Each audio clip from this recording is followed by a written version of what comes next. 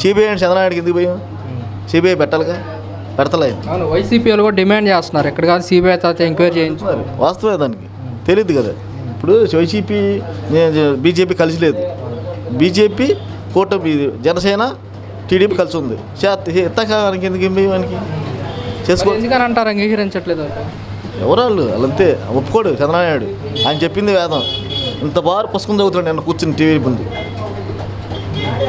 అబద్ధ ప్రచారాలు చేయటంలో నెంబర్ 1 చేయటంలో వాళ్ళు కానీ, వాళ్ళ ప్రత్యర్థులు కానీ, వాళ్ళ సామాజిక కుటుంబాలు కానీ చేయటం నెంబర్ 1 ప్రచారం చేయటం. అంటగా ప్రజలకి అన్ని హామీలు ఇచ్చాడు, ఒకటే చేశాడు. ఏమి చేశాడు? ఒక పెన్షన్ ఇచ్చాడు, ప్రతిమంది ఏది ఇవ్వలేకపోయాడు. కాలం గడుపుతున్నాడు, డబ్బు లేదని. డబ్బు ఉంటుందా లేదని తెలియదు నీకు. కుటుంబం మొత్తం కూర్చుని మాట్లాడుకున్నారుగా ఈ పథకాలు ఇస్తామని. ఇవ్వాలిగా మరి ప్రజలకి. ఇప్పుడు నెలకోటి చెప్పుకొస్తున్నాడు. ఉర్దూ తుఫాను కట్టా చేశాడు, అక్కడే ఉన్నాను చేసేవాడిని. ఇప్పుడు స్థానిక ఎమ్మెల్యేలు విజయవాడలో 3 ఉన్నారు. మునిగిపోతే వెళ్ళరు, బయట రావాలిగా. రాలా. ఎప్పటికి వచ్చారు? 4 రోజులకు వచ్చారు బయటకు వాళ్ళు. చంద్రనాయుడు వచ్చాడు ముందు, తర్వాత జగన్ వచ్చాడు. తర్వాత ఉత్త డైలాగులు ఎక్కువ, నీకు మాటలు చెప్పే ప్రభుత్వం అంతేగాని చేతల ప్రభుత్వం మాత్రం కాదు. అది 3 సార్లుగా సీఎంగా చేశారు, అప్పుడు పథకాలు ఏమి ఇవ్వలేదంటారా? అప్పుడేమి ఇచ్చి తెచ్చాడు పలానా. ఇప్పుడు ఏడ్చినా ఈ ప్రభుత్వంలో మనకి వచ్చిందల్లా ఇదే పింఛన్ ఒకటి, అంత తప్పితే ఇంకేం ఇచ్చినట్టుగా నాకేం తెలియదు. మరి ఏమి ఇవ్వాల. ఖజానా చూస్తే ఖాళీగా ఉంది. నాకు ఎప్పుడు ఖాళీనే. మన సీఎం వాళ్ళ మాంగారు బతుకున్నప్పుడే ఒకసారి పేపర్లో కూడా రాశాడు, సీఎం ఖజానా ఖాళీ, చిల్లిగా కూడా లేదని చెప్పాడు. స్టేజ్ ఎక్కాడు. ఈడు అంతే చెప్తాడు, నా ఇంటికాడ 1,00,000 రూపాయలు ఉన్నాయనుకో, నేను కౌంట్ అయినాను సార్, నా దగ్గర ఏమీ లేదంటే లాభమే ఉంది. నువ్వు నీకేం ఇవ్వనుగా 1,00,000 రూపాయలు అంటే 10,000 ఇస్తానా నీకు, 10 రూపాయలు కూడా ఇవ్వను. నాకు మనసు బుద్ధి పుట్టిందనుకో, టీ తాగు స్వామి అని చెప్పి ఇప్పించాలి. అంతేగాని ఏమి లేని ప్రభుత్వం అని ఆడే చెప్తున్నాడుగా. డొప్పాలు కొట్టడం మాత్రం బాగా చెప్తాడు. వాడికి వెన్నతో పెట్టిన విద్య నారా చంద్రబాబు నాయుడు గారికి బాగా వెన్నతో పెట్టిన విద్య అనమాట అది. అదేంటండి, ఆయన సీనియర్ 3 సార్లుగా గెలుస్తామండి. నీ ఇంటికాడ మామూలుగా నువ్వు 10 రూపాయలు ఇస్తే ఏదో ఒకటి తెస్తామంటే మీ పిల్లల్ని నమ్ముతారు. నువ్వు తెచ్చేది లేదు, ఇచ్చేది లేదు. ఎప్పుడు వస్తావు మిఠాపట్లం లాగానే చుట్టుకొని వస్తావు, దాంట్లో ఏమి ఉండదు. అంత మేకవన్ని పులే. అది మేకవన్ని పులి మాటలు చెప్పాలంటే వీడి తర్వాత ప్రభుత్వం మన మోదీ గారు కూడా సరిపోడు. వీడు తెలివితేటల ముందు, వీడు డాంబికాల ముందు. ప్రధానమంత్రి కదండి. ప్రధానమంత్రి అయినా వాడు 100 చెప్తే 99 చేస్తాడు ప్రధానమంత్రి గారు. ఒకటే పోద్ది, ఎవరికైనా పోద్ది. ఇంట్లో ఉన్నాడు ఏదో ఒకటి పోద్ది. 99 చెప్తే ఒకటి కూడా నెరవేర్చలేడుగా. మాటలు చెప్పమను, స్టేజ్ బాగా చెప్తాడు. అది తిరుమల తిరుపతి దేవస్థానంలో లడ్డూ ప్రసాదంలో ఇవాళ చెప్పాడు. ఇతుగులు నూనె తీసి ఇడు చూశాడా ఈ ముండా, చెట్టకూడదు కానీ నేను ఇక్కడ నీ గవర్నమెంట్లో ఇప్పుడు జరిగితే జగన్కి ఏం సంబంధం? ఇది ఇప్పుడు 90 రోజులు మట్టి నీ గవర్నమెంట్. ఇప్పుడు జరిగిన లడ్డూలన్నీ నువ్వు కదా చేపించేది. తిరుపతి దేవస్థానం మీ కిందే ఉంది కదా, మీరు కదా చూడాల్సింది. మరి జగన్కి ఏం సంబంధం? అంటే ప్రజలు సూపర్ 6 పథకాలు అడుగుతూ ఉంటే చంద్రబాబు తిరుపతి లడ్డు సాకు చెప్తున్నాడు అని చెప్పేసి జగన్ కూడా వ్యాఖ్యానించారు. దాని గురించి మీరేమంటారు? అండి, ఇప్పుడు నువ్వు చేయాల్సింది చేయకుండా తిరుపతి లడ్డూల సంగతి నీకెందుకు? నువ్వు చేయాల్సింది నువ్వు కదా. తిరుపతి లడ్డూలు తేడా వచ్చింది, సరి చేసుకోవాల్సింది నువ్వుగా. మరి జగన్కి ఏం సంబంధం? ఇవన్నీ చేయలేక ఇవన్నీ ఏదో దాంట్లో టర్నింగ్ పాయింట్ పెడతాకి తప్పితే చెప్పు, ప్రజల్ని వేరే దాంట్లో మప్పి పెడతాకి తప్పితే ఏముంది? వరదలు వచ్చి ఎన్ని కొట్టుకుపోతే ఇన్ని బాధలు పడుతుంటే వాళ్ళకేం సరైనది లేక వానలు అన్నీ కొట్టుకుపోతే అవి చూడకుండా తిరుపతి లడ్డూలు అంటే ఏంటి? నువ్వు కదా చేయాల్సింది తిరుపతి లడ్డూలు. నువ్వు చేయాల్సింది వేరే వాళ్ళ మీద పెడితేట. ప్రశ్నిస్తాను, పతోడిని నిలబెడతాను, అందరినీ తోట తీస్తానన్నాడు. మరి ఏం చేయలే. ఇప్పుడు 90 రోజులు అయిపోయింది, ఏం ప్రశ్నిస్తా? చెయ్యాలి కదా, ఏదో చెయ్యి. చేసి నేను ప్రశ్నించే చంద్రబాబు నాయుడు అను గురించి నేను అసెంబ్లీలో మాట్లాడతా అని చెప్పి నేను ప్రెస్ మీట్లో కూడా చెప్పారు కదా. మాట్లాడు దానికి సంబంధించిన వాళ్ళతో మాట్లాడి చెయ్యి. మాట్లాడితే నువ్వు ఎవరో పట్టుకో, దొంగలనే లడ్డూల్లో కలిపింది ఎవరో పట్టుకోండి.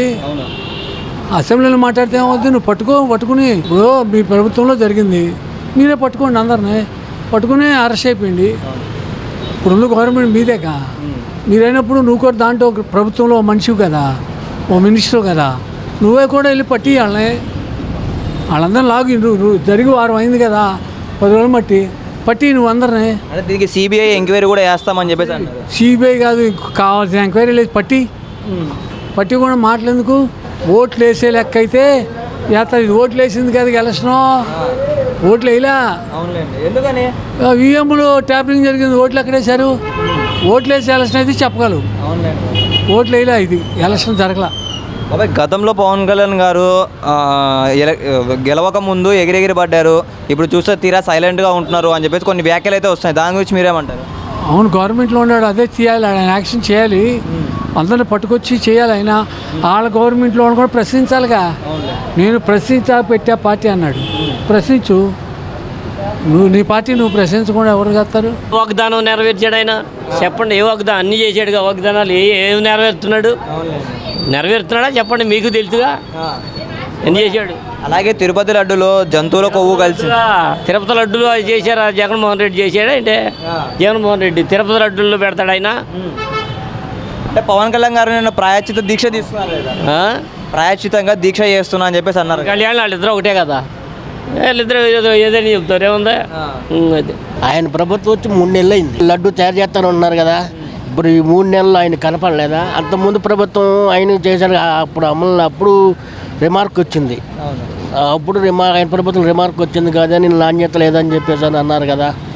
మరి అది ఇప్పుడు ఈయన ప్రభుత్వం ఇప్పుడు కళ్ళు తెరిచాడా అంటే? ఇప్పుడు మన వరదలు వచ్చినాయి కదా, ప్రజలు డైవర్ట్ చేయటానికి ఇది ఒకటి మొదలెట్టాడు అనుకుంటున్నాను నేను.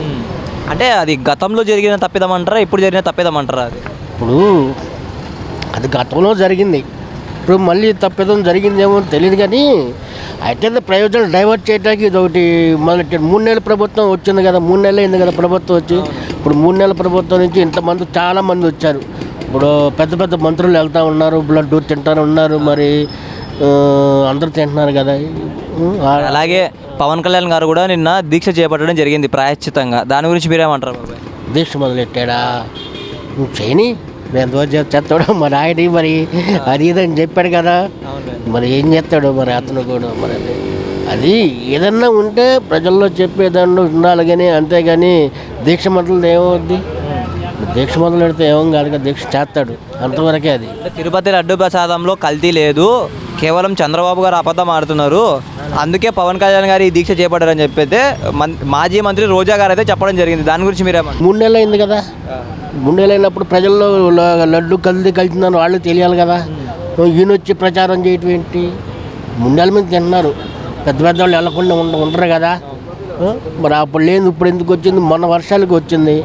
ప్రజలు ఇప్పుడు ఏంటంటే అది మర్చిపోయారు, ఇప్పుడు ఇది మొదలెట్టాడు కదా, దీనిలో ట్రాక్ అయ్యారు. దేవుడిని ఎవరు నమ్మినోడు ఎవరు చేయడండి, ముస్లిం అయినా హిందువు అయినా ఎవరైనా దేవుడు అయినోడు అందరు సమానమే సార్. అంత నీతిమానోడు ఉన్నారంటారు ప్రపంచంలో, ఉండరు కదా సార్. అది వాళ్ళకే తెలియాలి, మనకు తెలియదు కదా సార్. సార్ లడ్డూలో కల్తీ జరగలేదు, కేవలం చంద్రబాబు గారు అబద్ధమే చెప్తున్నాడు, అందుకే పవన్ కళ్యాణ్ గారు దీక్ష చేపట్టారు అని చెప్పేసి వ్యాఖ్యలు వస్తున్నాయి. దాని గురించి మీరేమంటారు సార్?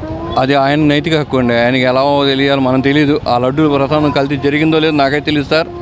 అది వాళ్ళు చేసిన వాళ్ళు అంత ముందు చేసిన ప్రభుత్వానికి వాళ్ళ ప్రజలైతే దేవుడు భక్తితోనే వెళ్తున్నారు కదా సార్. నేను వెళ్ళి మక్కాకి వెళ్ళినా వాళ్ళు తిరుపతికి వెళ్ళిన సమానమే, ఎవరికి కల్తీ లేకుండా చేస్తాను ట్రై చేస్తారు సార్. అది ఆ నైతిక హక్కు వాళ్ళకి వదిలేయాలి, నైతిక విలువలకు తెలిసిన వాళ్ళు చేయడు సార్. అప్పుడేమో వరదలు చూపించారు మనకి ఇక్కడ విజయవాడలో, అది నెక్స్ట్ స్టాక్ అయిన దొరక్క సూపర్ 6 ఎక్కడ అమలు చేయాలో వచ్చిద్దని చెప్పి లడ్డు ప్రసాదం అన్నారు, అన్నారో అనుకుంటున్నాం మనం. కానీ అది జరిగిందో లేదో అని ఆయన నైట్గా నిరూపిస్తే బాగుంటుందని అనుకుంటున్నాం. ఏదైనా ఆయన క్రిస్టియన్స్ అయినా ముస్లిమ్స్ అయినా హిందువు అయినా ఏ దేవుడైనా సమానం సార్. ఎవరు చేయరు సార్, నా మనసు అనిపించింది చెప్తున్నాం సార్, చేయరు. ఇక పైన దేవుడు ఉన్నాడు ఇక. అలాగే నిన్న పవన్ కళ్యాణ్ గారు కూడా ప్రాయశ్చిత్త దీక్ష చేయటం మనం చూసాం నిన్న. దాని గురించి మీరేమంటారు సార్? పవన్ కళ్యాణ్ గారు మంచి పనులు చేస్తున్నారు కాదన్నారు, అది కూటమి అన్నారు, ఓట్లు జారవద్దన్నారు, అన్నీ చెప్పారు సార్.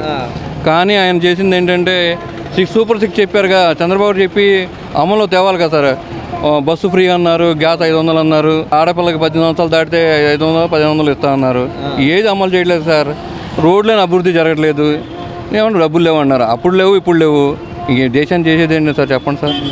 ఏదో వచ్చిన వాళ్ళు చేస్తే మోడీ కింద మనకు ఉన్న ఎంపీలు ఉన్నారు కదా, నిధులు తెచ్చి మనం బాగు చేయాలి కదా చెప్పండి సార్.